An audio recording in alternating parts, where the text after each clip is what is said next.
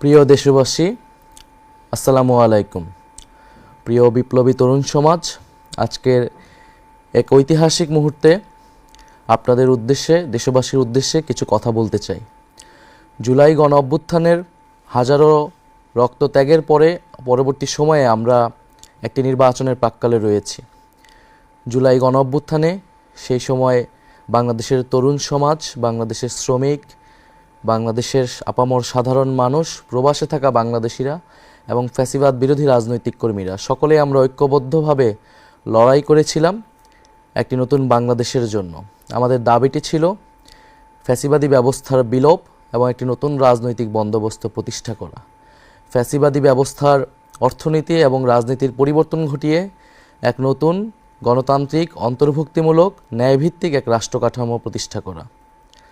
বাংলাদেশ রাষ্ট্রের জন্মের পর গত ৫৫ বছরে যে রাজনৈতিক ও সামাজিক বন্দোবস্ত গড়ে উঠেছে তার মূল ভিত্তি ছিল বৈষম্য। এরই পরিণতিতে ২০২৪ সালের জুলাইয়ে পুরো কাঠামো ভেঙে পড়েছিল। এই বৈষম্য কেবল অর্থনৈতিক নয়, এটি রাজনৈতিক ক্ষমতা, সামাজিক মর্যাদা, আইনের প্রয়োগ এবং সুষম বণ্টনের প্রতিটি স্তরে গভীরভাবে প্রথিত। রাষ্ট্র পরিচালনার দায়িত্বে যারা ছিল এবং ক্ষমতাসীনদের সংস্পর্শে পৌঁছাতে পেরেছে তারাই শুধু নিজেদের ভাগ্য বদলে নিয়েছে। বিপরীতে সাধারণ মানুষ, শ্রমজীবী শ্রেণী এবং প্রান্তিক জনগোষ্ঠী সর্বক্ষেত্রে বঞ্চিতই থেকে গিয়েছে। স্বাধীনতার পর রাষ্ট্রের মূল প্রতিশ্রুতি ছিল সাম্য, মানবিক মর্যাদা ও সামাজিক ন্যায় বিচার। কিন্তু বাস্তবে রাজনৈতিক আনুগত্যই হয়ে উঠেছে সামাজিক ও অর্থনৈতিক সাফল্যের প্রধান শর্ত। চাকরি, ব্যবসা, শিক্ষা, নিরাপত্তা এবং বিচার ব্যবস্থাতেও প্রভাবশালীদের জন্য অবৈধ ও বিশেষ সুযোগ তৈরি করা হয়েছে। ক্ষমতার কাছাকাছি থাকা রাজনীতিক, আমলা ও দুর্নীতিগ্রস্ত ব্যবসায়ীদের একটি চক্র রাষ্ট্রীয় সম্পদ, ব্যাংক ব্যবস্থা এবং উন্নয়ন প্রকল্পকে ব্যবহার করে নিজেদের সম্পদ বাড়িয়েছে, আর সাধারণ মানুষের জীবনের মৌলিক প্রয়োজন পূরণের সংগ্রামী ব্যস্ত থেকেছে। বাংলাদেশের উন্নয়ন পরিকল্পনা গড়ে উঠেছে রাজধানী ঢাকাকে কেন্দ্র করে। পরিকল্পিতভাবে এই মহানগর ও তার আশেপাশে বসবাসকারী ২ কোটি মানুষের চাহিদা পূরণের লক্ষ্যে বড় বড় সব অবকাঠামো, অর্থনৈতিক সুযোগ সুবিধা, শিক্ষা ও চিকিৎসা ব্যবস্থা গড়ে তোলা হয়েছে। আর এদের মাথার উপরে বসে রাজধানী কেন্দ্রিক একটি ছোট্ট ধনিক শ্রেণী তৈরি হয়েছে, যারা অসৎ উপায়ে রাষ্ট্রীয় সম্পদ নিজেদের মধ্যে ভাগাভাগি করে নিয়েছে। অথচ প্রকৃত উন্নয়ন হলে তা দেশের সব অঞ্চলে সমানভাবে বিস্তৃত হওয়ার কথা ছিল। গ্রাম, মফস্বল, শহর ও দেশের প্রান্তিক জনগোষ্ঠীর উন্নয়নের আকাঙ্ক্ষিত জনদাবি উপেক্ষিতই রয়ে গিয়েছে। এই বৈষম্যমূলক ব্যবস্থার বিরুদ্ধেই জুলাই বিপ্লব ছিল একটি গণবিদ্রোহ, যার লক্ষ্য ছিল পুরনো বন্দোবস্ত ভেঙে ন্যায়ভিত্তিক রাষ্ট্র কাঠামো প্রতিষ্ঠা করা। কিন্তু পুরনো ব্যবস্থার সুবিধাভোগীরা আবারও পূর্বেকার দুর্নীতিগ্রস্ত, বেইনসাফের বৈষম্যমূলক কাঠামো ফিরিয়ে আনতে পূর্ণ রাজনৈতিক শক্তি নিয়ে নির্বাচনের মাঠে নেমে পড়েছে। ফ্যাসিস্ট যুগে সংগঠিত গুম, খুন, নির্যাতন, মিথ্যা মামলা ও হামলার বিচার হবে। দীর্ঘ ১৫ বছর ফ্যাসিবাদী শাসনে খুনি হাসিনা গুম, হত্যা, বিনা বিচারে কারাবন্দী, হামলা, নির্যাতন, মিথ্যা মামলা করার ক্ষেত্রে পুরো রাষ্ট্রযন্ত্রকে ব্যবহার করেছে। এতে আওয়ামী লীগ ও তার ছাত্রলীগ সহ সকল অঙ্গ সংগঠন, police, RAB, BJP, DGFI, NSI এমন সকল সরকারি বাহিনী ও সংস্থাকে সক্রিয়ভাবে কাজে লাগিয়েছে। তার এই অপকর্মে ব্যবহৃত হয়েছে জনপ্রশাসন, বিচার বিভাগ, সশস্ত্র বাহিনী সহ রাষ্ট্রের সকল প্রতিষ্ঠান। ২৪-এর গণ অভ্যুত্থান ও জুলাই বিপ্লব সম্পন্ন হওয়ার পরে এর সবগুলোই ভেঙে পড়েছে। এতে নেতৃত্ব প্রদানকারী হোমরা চোমরাদের কিছু লোক পালিয়েছে, কিছু বিচারের আওতায় এসেছে, অনেককে আনার চেষ্টা করা হচ্ছে।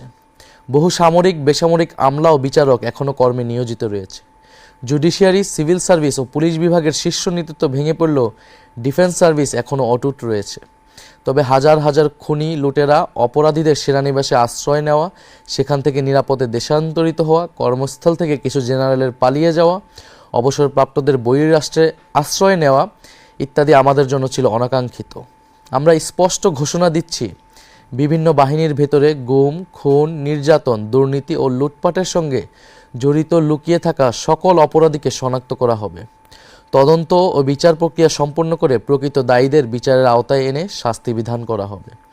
খুনি হাসিনাকে উৎখাত করার পর এই সকল অপরাধীকে গ্রেফতার ও আইনশৃঙ্খলা পরিস্থিতি নিয়ন্ত্রণের জন্য ম্যাজিস্ট্রেসি ক্ষমতা দিয়ে সারা দেশে সশস্ত্র বাহিনীকে নামানো হয়েছে।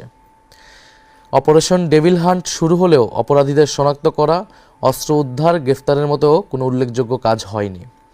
গুম বিষয়ক কমিশন ১,৮৫০টির বেশি অভিযোগ নিয়ে কাজ করেছে, কিন্তু দুঃখজনকভাবে নিরাপত্তা বাহিনীর ভেতরে লুকিয়ে থাকা ফ্যাসিবাদের দোসররা তথ্য ও আলামত নষ্ট করে তদন্ত ও বিচার প্রক্রিয়াকে বাধাগ্রস্ত করার চেষ্টা করছে। অন্তর্বর্তী সরকারের সঙ্গে বিভিন্ন ক্ষেত্রে এরা অসহযোগিতা করেই চলছে।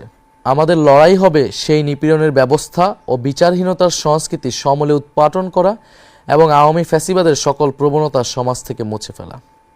ব্যাংক ও উন্নয়ন প্রকল্প লোপাটের অর্থ উদ্ধার ও বিচার আমাদের অন্যতম কর্তব্য।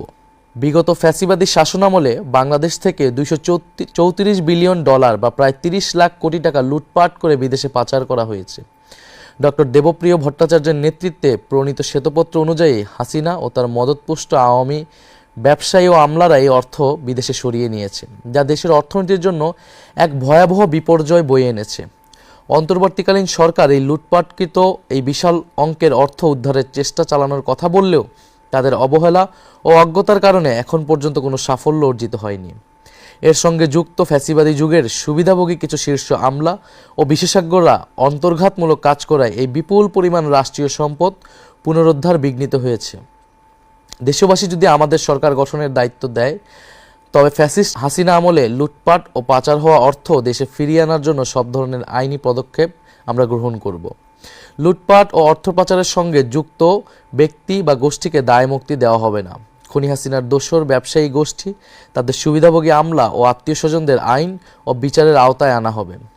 বিদেশে পাচারকৃত এদের যে অর্থ ইতিমধ্যে শনাক্ত হয়েছে তা বাংলাদেশের কর বিভাগের কাছে সংশ্লিষ্ট ব্যক্তিদের দেওয়ার হিসাব অন্তর্ভুক্ত করে জরিমানা সহ ট্যাক্স বসিয়ে দেশে থাকা তাদের সমুদয় সম্পদ বাজেয়াপ্ত করা হবে। একই সঙ্গে চিহ্নিত লুটপাটকারীদের জাতীয় শত্রু ঘোষণা করে এদের সম্পদও বাজেয়াপ্ত করে একটি পাবলিক ট্রাস্টের মালিকানায় নিয়ে নেওয়া হবে। আন্তর্জাতিক মানসম্পন্ন পেশাজীবীদের নিয়োগ দিয়ে দক্ষ ও স্বচ্ছ ম্যানেজমেন্ট কাঠামোর মাধ্যমে নবগঠিত এই সংস্থাটি পরিচালনা করা হবে।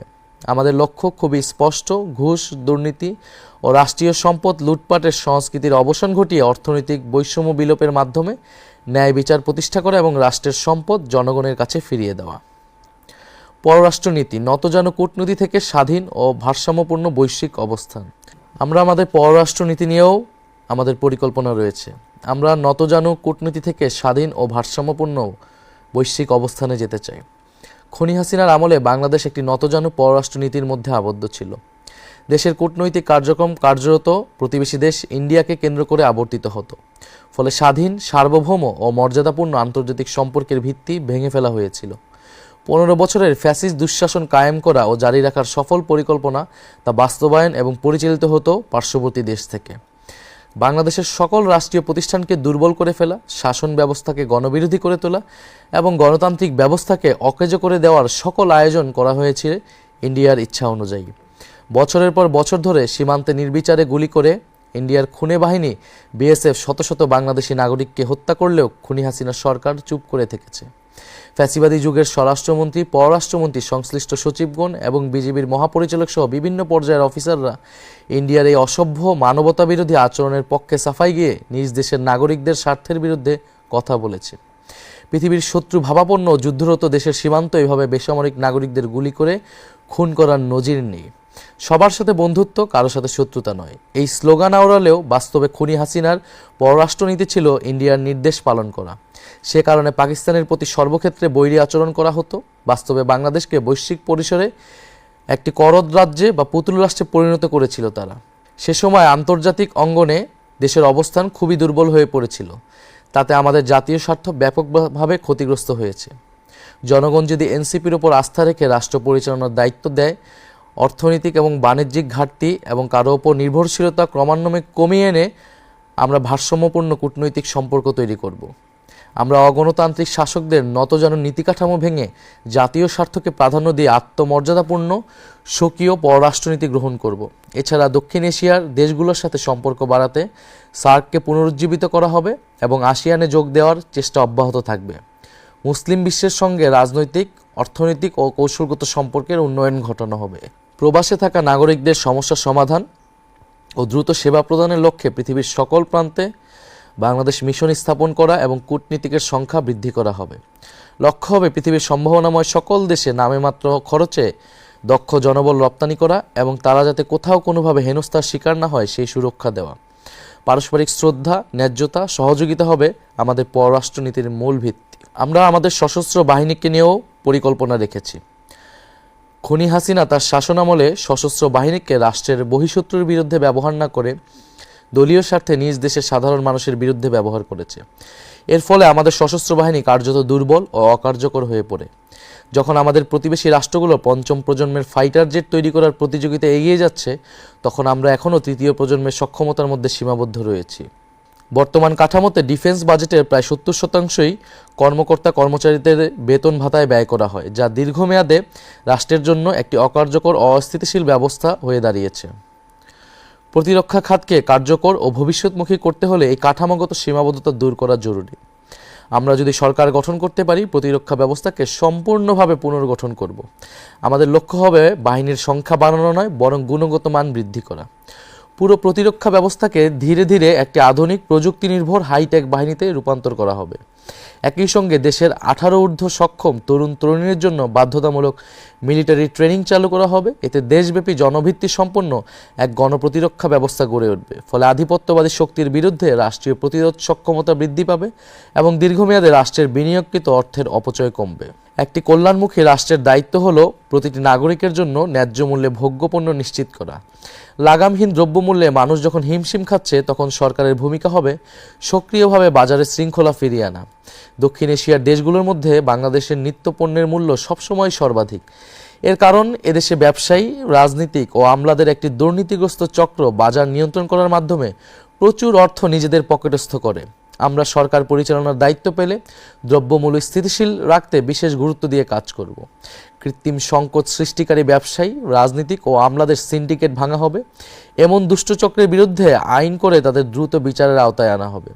কৃত্রিমভাবে বাজার নিয়ন্ত্রণ, কারসাজি ও অবৈধ মজুতদারি প্রমাণিত হলে অপরাধীরা কঠোর শাস্তির মুখোমুখি হবে। কৃষকরা যাতে তাদের শস্য ও কৃষিপণ্য কাউকে কোনো চাঁদা বা তোলা না দিয়ে বিক্রি করতে পারে এবং পাইকারি ব্যবসায়ীকেও যেন কোথাও কোনো 1 টাকাও না দিতে হয়, সরকার তা নিশ্চিত করবে।